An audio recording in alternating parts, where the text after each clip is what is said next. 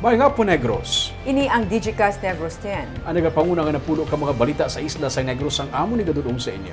Update ninyo kami via Facebook, YouTube, kag sa KK Channel 11. Kag subong mabatian nyo kami live sa FM station nga 91.1 FMR Bacolod. Kag yari na ang top 10 nga mga balita sa Negros subong adlaw.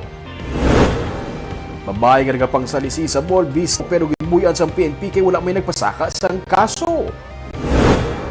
1.5 billion pesos nga utang sa syudad sa Sineco ginbayaran na. 287 million pesos nga nabilin nga utang i-offset sa franchise tax. 15 ka mga persona pinasun sa mahulog sa kalugang isa ka depasay nga jeep sa Kabangkalan. Lapsag ginbilin sa higad sang kampo sa Sagay City. Kag sa Good Vibes cable car ride kita sa tripping ni Ruming kag maestro nag-fundraising drive para sa tricycle driver. Inatanan sa Digicast Negros 10. Sa number 10,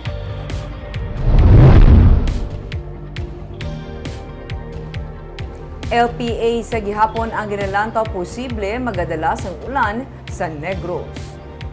As of 10 a.m., kaina ang low pressure area ang yara na sa Puerto Princesa City sa Palawan. Ang LPA ang may tsansa na mag-develop sa isa ka bagyo sa madason nga 48 oras base sa monitoring sang Pag-asa. Ang LPA ang magadalasang mabunok nga ulan sa Palawan. Ang Western Visayas nga nagalakip sa Negros Occidental kag Bacolod City ang maka-eksperyensya sa magalumon nga kalangitan nga may lapta-lapta nga pag-ulan kag pagpanaguob. Mahinay tubtub makanay ang dapya sang hangin sa Negros pati na sa baybayon.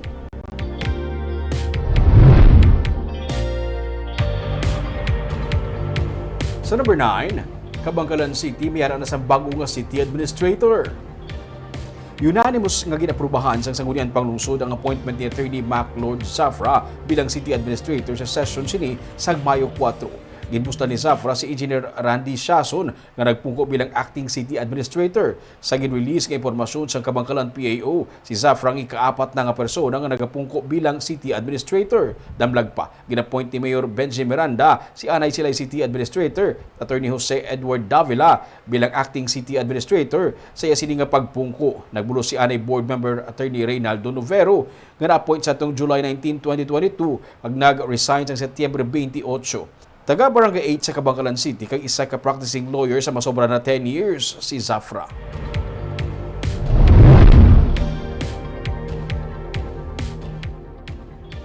Sa number 8, raffle sa mga stall sa Libertad Market Annex sa building ang patigayunon sa syudad antes magtakop ang Mayo. Nakasugtan sang katapos ang Local Market Committee upod sa mga miyembro ng Vendors Association sa Libertad Public Market nga dalo ng tanan nga mga ngalan nga yara sa master list agud nga malakip ini sa pag-raffle sa mga stalls ng annex building. Sunod kay Councilor Celia Flor ang pamuno ng Committee on Markets and Slaughterhouse sang konseho, tinguhaan nila nga ma-raffle na ang mga stalls antes matapos ang bulan sang Mayo. Kutob sa hindi matagaan sang pwesto, tagaan prioridad sang syudad sa patigayunon nga night market sa Amelia kag Mercedes sa street. May masobra lang sa 200 ang available stalls sa merkado pero nagalapot sa masobra 300 ang mga nagapakilala lehitimo nga market vendors. May member sa isa, member man sa isa. Taga Bacolod na tanan ko sir. Taga Bacolod. Wanang raffle, expect na to nga ipatigo. Ginaulat ko na lang ang agreement gamon, no? Para na mag-raffle. Hopefully before the end of May, ma-raffle kita. Sa number 7,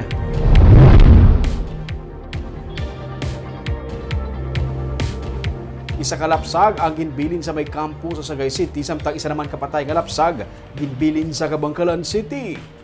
Nasapuan kay inasang kaagahon ng isa ka lapsag sa kilid sang kampo sa Barangay Poblasyon 2 sa sudad sang Sagay. Suno sa PNP ang lapsag, ang lalaki ang bago lang nabunag bangod mayara pa ini sang pusod. Posible ang iya sini mismo nga iloy ang nagbilin sa iya suno sa pulis.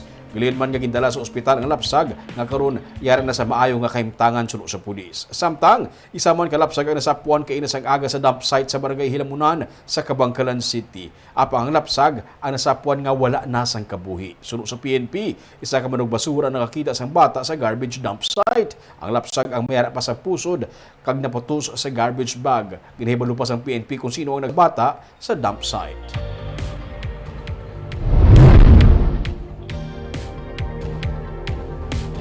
Sa number 6, temporaryo anay nga nag-untat sa ilang search and retrieval operation ang Bureau of Fire Protection Kawayan angot sa na-missing nga babayi sang Miyerkules. Suno kay Louie Lagulaw, ang pamuno sa Municipal Disaster Risk Reduction Management Office ng Kawayan, ang BFP, nga nagpatigay sa search and retrieval operation sa Gilhungan River, ang temporaryo anay nga nag-untat sa ilang operation. Pero nagapadayo naman sa ilang operation ng Philippine Coast Guard sa Baybayon. Suno kay Major Gary Alan Resuma, ang pamuno sa Kawayan PNP, nag-upod man ng PNP kag iban pa nga rescue group sa search and retrieval operation pero sila sa gihapon ang napaslawan. Miyerkules pa sang report sang punong barangay sa Gilhungan sa MDRRMO ang insidente nga natabo sa sitio Payong. Gintinghuan nga kuhaon sa natungdan nga babayi ang naanod sini nga gamit suno kay Lagulaw base sa ilang nga inisyal nga impormasyon pero siya mismo ang nadala kag naanod man.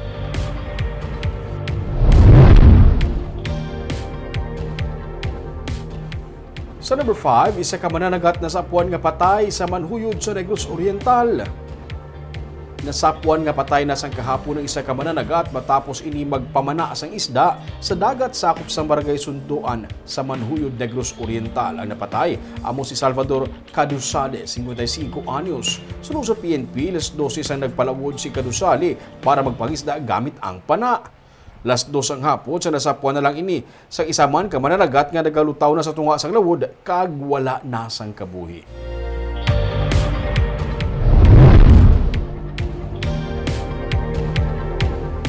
Sa number 4, 15 ka mga persona ang pilason matapos nga matumba ang ilang ginasakyan nga jeep sa Kalug sa Kabangkalan City. 15 ka mga persona ang pilason sang kahapon matapos matumba sa kilid sang highway sa barangay Hilamunan sa Kabangkalan City ang ilang sini ginasakyan nga jeep. Sunod sa PNP, ang jeep ang nag-overtake sa iya sini ginasundan nga tricycle. Sang ini ang mabalik na kuntani sa iya nga lane, nag-malfunction sunod sa pulis ang jeep. Gani na wad-an sang kontrol ang driver kag natumba ini sa katubuhan sa kilid sang dalan. Nag-agom sang minor injuries ang 15 tanan kasakay sang jeep, lakip na ang konduktor, school principal kag mga estudyante. Duha sa ila ang yara subong pa sa ospital.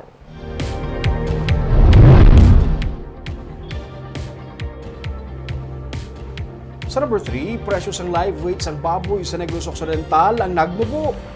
Sunod sa kay OIC Provincial Veterinarian Dr. Placida Alemana, ang sa commercial gikan sa 180, 160 ang live weight subong. Sa backyard naman, gikan sa 160 subong ini ang 140 sa kada kilo sa live weight. Patag ni Alemana, sa slaughtering, tigaylo nga ipagwa nila sa probinsya nga buhi ang baboy. Diri na lamang inila ginaihaw kag ginabaligya. Kay kung travel pa sunod sa kay Alemana, base nga mapatay sa heat stroke ang mga baboy bangod sang tuman kainit kay ginabatsag subong. Gani kay tungod nga local consumption, ang padulungan magabarato ang presyo. Nagapabili naman nga Hillwise African Swine Fever ang probinsya. Ang resulta sa test sa blood samples nga ginakuha bilang kabahin sang disease surveillance ang nagapakita nga negatibo sa ASF ang Negros Occidental. Sa number 2,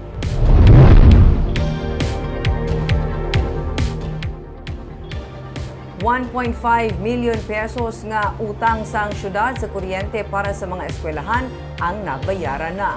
Ginalantaw naman sang syudad ang pag-offset sang franchise taxes sang Seneco sa 287 million pesos nga arrears sang syudad.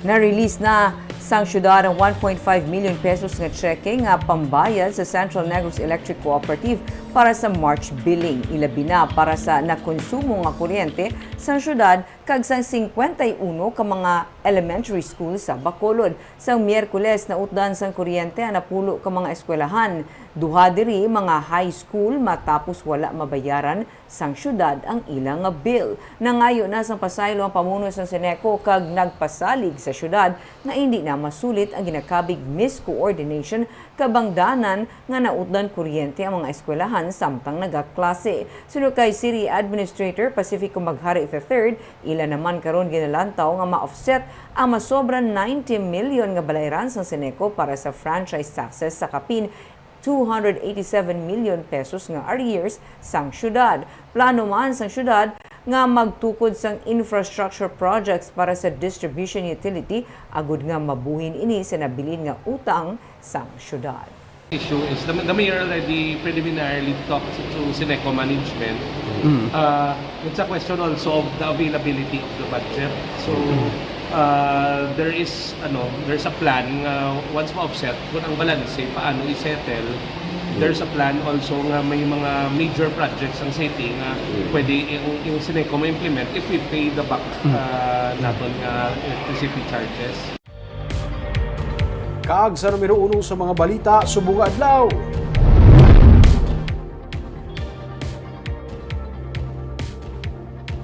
Nagapamuol ka bala, nagagamit ka sang ATM card. Dapat mong may baluan ang ining modus kay man sang kahapon isa ka siman ang nabiktima sang nagapangsalisi. Ginatunan pa sa PNP kung bala kabayan ini sila sang sindikato nga nagapangbiktima sa mga mall goers. May report si Nico Delfin. Nagluntad ang komosyon sa SM City kahapon sang madakpan sang isa ka siman ng isa sa 3 ka mga persona nga ginaligar nagsalisi sang iya nga ATM card. Sa viral video, makita ang sabtanay sa tunga sang siman kag sang babayi. Suno kay Police Major Elmer Bonilla, commander sang Police Station 1, ginendorso sa ila sa mga security guards sa mall ang babayi nga ginatudlo sang biktima nagkuha sang kapin 107,000 pesos sa iya ATM card. Ang card ang ilagin swipe sa baligyan sang cellphone kag ginwedrohan man sang kwarta. Sa pagpang-usisa sang pulis, ginsabad sang suspect ang biktima samtang nagakuha sang kwarta sa ATM machine hasta nga naisla nila ang iya nga ATM card kag nakuha pati ang pin sang siman.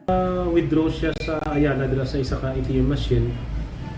Kag sang gintry niya pala pagguwa ang resibo, hindi ko na magguwa. So here comes ni isa ka babae dahil na-introduce nga mabuting. After nga gina-troubleshoot sa babae, daway ko nung gyapon sa nagkuha. Until sa time may upot nga gintandog siya pag nagkahulog tong iyang ID. So pagkahulog sang ID, kamo to nag-maneuver na sa ilang modos. Gin-switch ni karon ang iyang ID sa ATM. Kag gintagaan sa lain nga ID. So after pila ka oras, nagkadto sa kuno sa ICM. Kay min sa bangko. Ay sa ICM kay lagaw-lagaw. Sang tanaw niya na-discover niya nga hindi nagalin na ATM. So nagkadto sa bangko kag verify. So pagkadto niya sa bangko, may nag-withdraw nga gin-swipe kuno sa isa ka baligyan cellphone dira worth more than 80,000. So amo to nagidali-dali sa kadto dito. Kag positively identify sa biktima ang mga babae. Ang babae I mean, so that's why ginhold ni sa mga gwardiya kag turn over diri sa ato sa police station. May duha pa ka mga kaupdanan ng suspect o galing suno kay Bonilla, wala man nag-file sang reklamo o kung nagpa-blatter man lang ang siman matapos ang ila pag-aregluhan ng isang suspect. Gani ila man ginbuyan ng suspect. Ginpakamaya tali namon nga file sa complaining suspect para matrace nato kung sino mga food niya. Galing kay Tido, nag-aregluhanay naman sila. Kuha niya totalan ng kuha ng marid na kuha siya ng parta. Refund siya. So, on our part, hindi naman natin siya di ma-hold. Tinamit natin ma-file agad natin sa complaint para trace up natin kung sino pa din mga food niya. Ang police, sir, hindi ka file outright sa mga manayang cases? Hindi maka-file lang aton kapulisan sa mga yung mga aso. So, limited lang yung natugot sang layi na ang pulis maka-complain. Ginausisa karon sang kapulisan kung bala kabahin ang 3 sa grupo sa mga sindikato nga nagapangayaw para mangsalisi ilabi na sa mga nagakadto sa mall sa Bacolod. Nagapaandaman karon ang kapulisan sa publiko ilabi na sa mga ATM card holders nga mangin mabinantayon kag hindi isalig sa iba ng ilang mga transactions agud hindi mangin biktima sang salisi. Nico Delfin, PGcast Negros.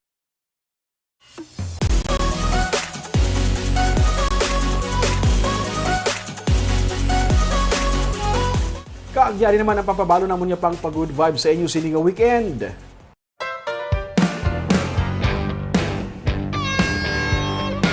Nagapangita ka mo sang dalagawan nga hindi mainit. Mabugnaw ang dapyas ang hangin. May adventure kag syempre, may kan-anay. May natultulan kami nga lapit lang kadtuan. Mabugnaw kag madamo sa kakahuyan. Malapit lang kay mga 30 to 40 minutes ka drive. Pwede makasakay sa cable car o kung tramline. Kag may maramit ng mga pagkaon kag fresh fruit shakes nga pangpabugnaw. Inawas ang aton lagawan sa tripping ni Romeng at 10 a.m.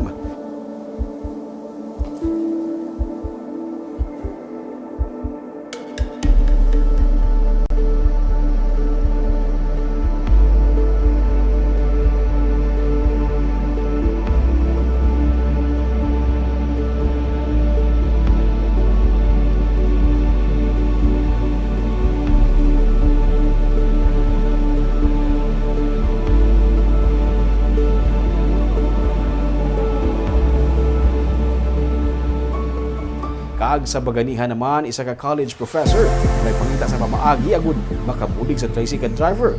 Nagtipon siya sa pondo para mabaklan sang e-bike ang isa ka senior citizen ka driver nga nagaisahanon na lang sa kabuhi.